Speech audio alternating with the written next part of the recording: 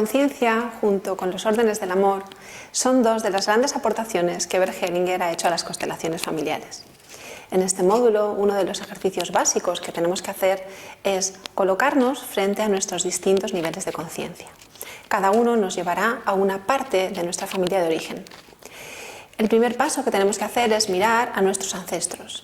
A través de ellos vamos a acceder a nuestro nivel de conciencia grupal. El segundo paso nos va a llevar a colocarnos frente a nuestros padres. A través de ellos vamos a llegar a nuestro nivel de conciencia personal.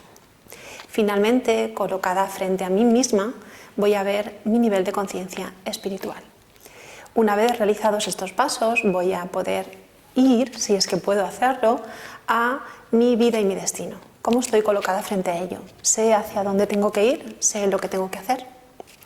Por otra parte, en este módulo vamos a trabajar con la mala y la buena conciencia. Desde ahí observamos movimientos de amor ciego y de amor sano.